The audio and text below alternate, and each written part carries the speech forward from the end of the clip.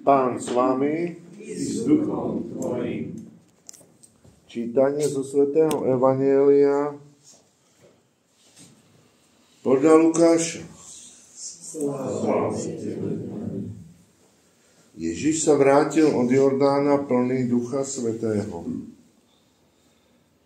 Duch ho vodil 40 dní po púšti a diabol ho pokúšal. V tých dňoch nič nejedol. A keď sa skončili, vyhľadol. Tomu diabol povedal: Ak si Boží syn, povedz tomuto kameňu, aby sa stal chlebom.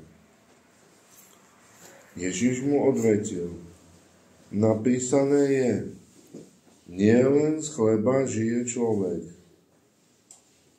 Potom ho diabol vyzdvihol, v jedinom okamihu mu ukázal všetky kráľovstvá sveta a vravel mu: Dám ti všetku ich moc a slávu, lebo som ju dostal a dám ju komu chcem.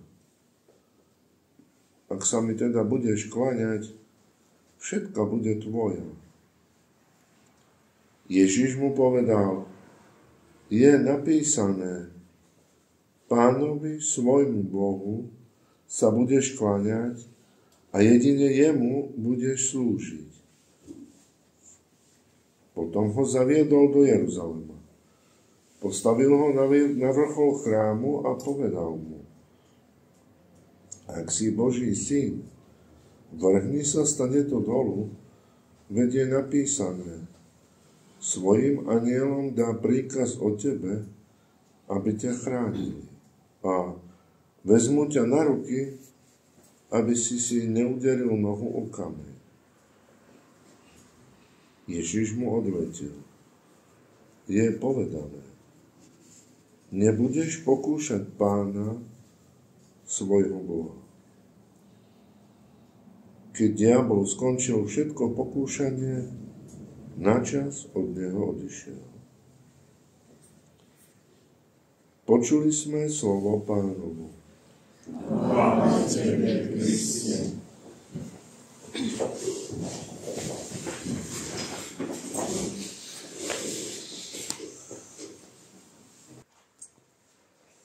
Zase, keď čítame Evangelium podľa Lukáša,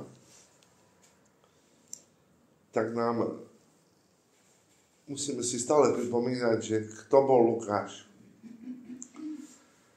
Že on naozaj do toho textu dáva to, čím bol. Bol lekár. A nám popisuje Ježiša takým spôsobom, naozaj, nechcem to povedať, ale ako by ho diagnostikoval. Tak, jak popisujeme malomocného, že bol plný malomocenstva. Teraz hovorí, Ježiš nejedol, preto vyhľadol a stal sa slabým. Až on tu znamená, že to je jasné, keď nie je, ale je to tam. Aby zdôraznil, že v tejto situácii a za týchto okolností, ktoré čítame, sa prejavilo Ježišovo ľudstvo tak, jak naše. Nie, jak to robia jogíni, brahmani a podobní iní posadnutí ľudia. Alebo tí, čo tvrdia, že žijú zo vzduchu. Nechcem hovoriť, jak sa to volá, aby som im nerobil reklamu, to sa nepatrí. A počuť o nich. Oni len dýchajú. Odvodníci, ale to, že to funguje alebo nefunguje, je druhá vec. Ale Ježiš toto nebol. Ale on hľadoval, hovorí. A my nejeme celý život. No. Čiže to nie je ten prípad. Ježiš nejedol a preto zoslabol. Čiže tam máme jasne, aby sme si nemysleli, že to bola nejaká... Potom pri vzkriesení tam vidíme také maličkosti, že duch nemá mäso ani kosti. No, prerazené ruky, to bolo vidieť. Aj mäso, aj kosti. On im ukazoval apoštolom na konci. Čiže máme presne to, aby sme nepovažovali Ježiša za niečo iné, jak to, čo naozaj bol. Pravým človekom. A teraz príde tá otázka. Ale zároveň aj pravým Bohom. A tu prichádza podstata toho, čo čítame, čo počujeme, že to pokušenie Ježišovo bolo, ak si Boží syn, to.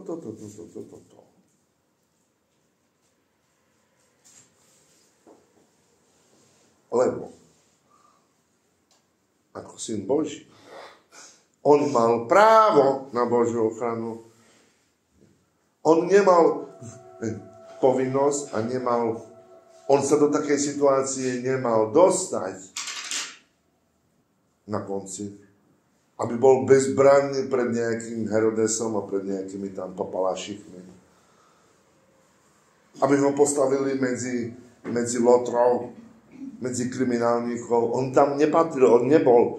Aj oni sami nakoniec povedali, ale tento je tu nezaslúženie. My sme tu zaslúžení.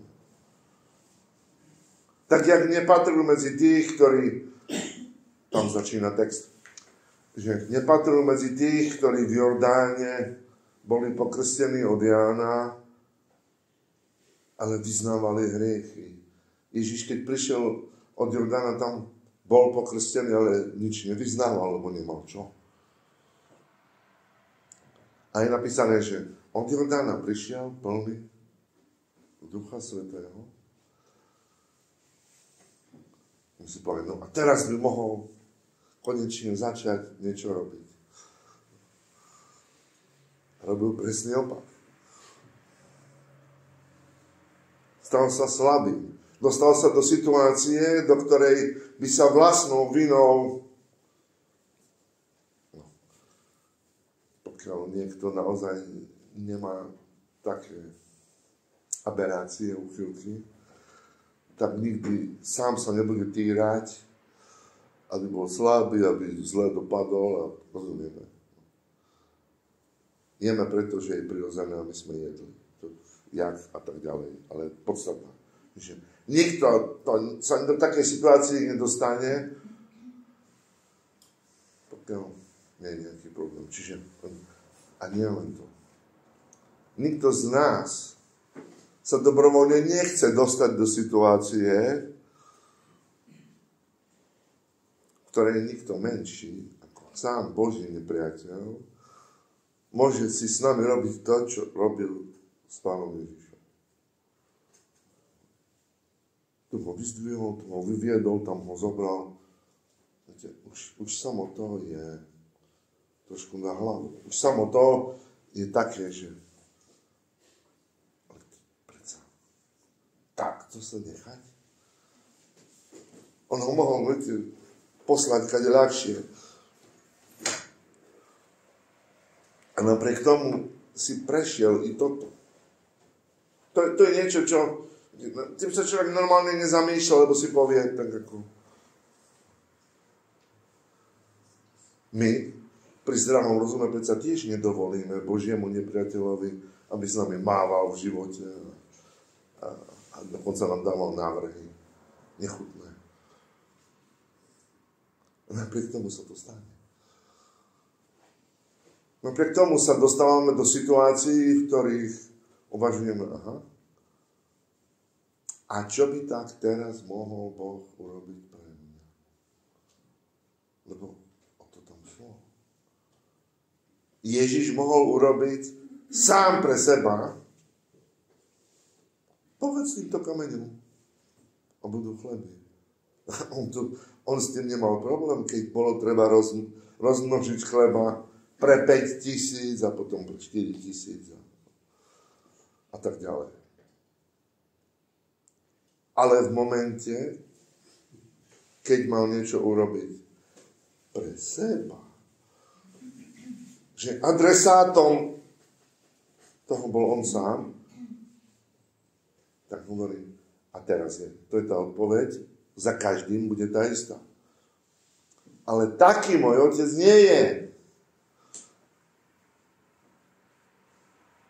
Otec nie je taký, aby ja som sa dostal do takej situácie, keď si musím pomáhať sám. A keď už v takej situácii som, tak so mnou má nejaký zámer. Na kríži mu to tiež spočítavuje. Ak si s tým Boží. Ak ťa má rád, nech zostúpi, nech príde a nech s sebou urobí. Viete, to je stále to isté. Lebo lepšie asi na príklade. Videl som také, maximálne 2-minútové video. Dievčatko mohlo mať tak 3 roky. Pekné, malé. Boli ďalej. A rozhovoril s ockom. Oci, tak mi raňajky. Čo si preješ moja? Oci, a teraz tam povedala nejaký názov po anglicky. Niečoho. A s čím si to praješ? Oci, s kakávkou. A celý rozhovor bol proste toto a toto. Oci, po anglicky daddy. A stále dokola. A teraz dostala všetko. A potom sa obrátil, vedľa sedela jeho manželka. A hovorí, a ja nedostanem nič. On jej hovorí, musíš Ocka poprosiť. A toto je princíp. Že iste, my sme už v takom štádiu a natoľko chápame a rozumieme, nie sme tu od včera. Myslím vo vzťahu s Bohom. Že už chápeme, kto sme a kam patríme. To je jedna časť poznania, že viem, že ja som ten, ktorý to Bohu kazím. Že na mňa nemôže byť hrdý za to, čo som urobil, alebo čo sa hodlám, alebo čo dokonca pre ňoho môžem urobiť. Občas to dovolí, niekedy dopustí. A potom máme pocit, že naše pokánie, a sme doma, je v tom, že sa budeme ľutovať. A to ja som v takej situácii, a v takej. A tá malá, tuším, Arabela sa volá. Keď sa na to tak pozriete objektívne zvonku, tak prakticky mu rozkazovala tomu tatkovi. Ale mu bolo jedno, čo ona hovorí. Podstata bola, ako ho volá. Tatínko. A toto je car. Že to najdôležitejšie je ten vzťah. Ona mu to svojou prosbou aj svojou proste takým spôsobom správania pripomínala neustále. Ty si vojacko, ty môžeš všetko. To, čo ja hovorím, že daj mi, prosím si, toto znamená, že ty to vieš, ty to môžeš a ty ho oslavovala. Čiže to je princíp. Princíp oslavy Boha je v tom, že kým pre nás je. A základná myšlienka nášho pokánia je, keď zistíme, čo sme zač, to je dôležitá vec, keď to zistíme, dobre, teraz to postavím bokom, ja už viem, že som hriešnik, že som planigáň, každý to máme svojím spôsobom, popisujeme, a tak to má byť. Ale to podstatné je, kto je pre teba on. V momente, jak prichádza slabosť, či už zavinená, ako väčšina z nás, lebo pravda je taká, že stále sa máme lepšie, ak si zaslúžime, bez debaty, či už náhodou nezavinená, lebo sme náhodou sa niekde priznali k Ježišovi a potom nám svet ukáže. A potom naozaj príde ten Boží nepriateľ a začne. Spomeňme na Petra, Ježiš mu to slúbil. keď budeš dospelý, iný ťa opášia a povedie, kam nechceš. To je kresťanská dospelosť. Keď už ani nerozhodujem o tom, aké skúšky ma stretnú, jednoducho v nich som, tak tam potom záleží na jedinom. Za koho pokladám Boha? Za koho pokladám svojho nebeského Otca? Či je naozaj ten daddy, ten tatínek, ten ocko, Abba? A vtedy doslova môžem blabotať, môžem rozprávať 5. cez 9. Lebo moje reči pre ňo naozaj sú také, keď on sám povie, že z úst kojencov a batoliat sa oslávil. Tam nejakej literárnej krásy sa nedoberiete. A napriek tomu hovorí, že toto ma oslávi. Čiže tam už naozaj nezáleží na tom, či potrebujem toto, tamto, alebo len potrebujem prežiť v situácii, v ktorej sa nachádzam. Ale to najlepšie, čo môžem Bohu ponúknuť, je to, čo sme mali. Keď môžem urobiť dobrú vec, to sa robí v skrytosti.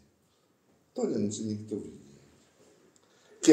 Keď sa môžem za neho postaviť a môžem pre neho trpieť, to predsa nikto nemusí vedieť. To predsa nikde nemusí byť nafilmované. Dneska sa filmuje všetko a všade. A tak ďalej. Tá podstata je, aby som si udržal to, čo ma malá Arabela. Ocko je všetko.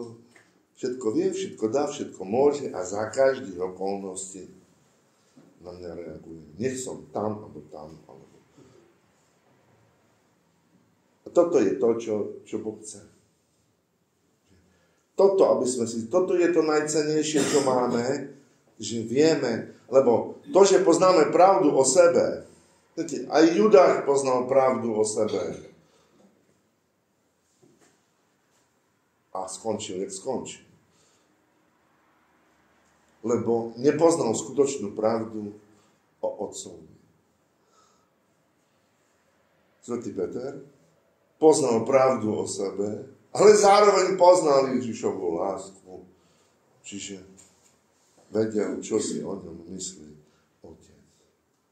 A preto jeden dopadol tak a druhý dopadol úplne ináč. To je to, čo nás čaká. Nielen cez tento pôst, ale v každom dni. Zabudnúť na to, kto som ja a neriešiť to do takej miery, aby to bol najdôležitejší problém na svete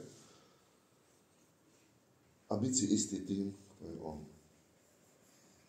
Toto je viera, ktorú Boh od nás čaká. To je dôvera, na ktorej je založené potom, že skutočne dostaneme všetko, o čo ho budeme prosiť. Nech nám Pán dá, aby sme v týždni, ktorý nás čaká, aby sme túto skúsenosť objavili, sa z nej tešili a nie je toto našim pokáním.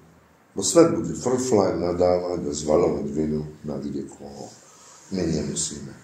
Pochválený bude Ježiš Kristus. Amen.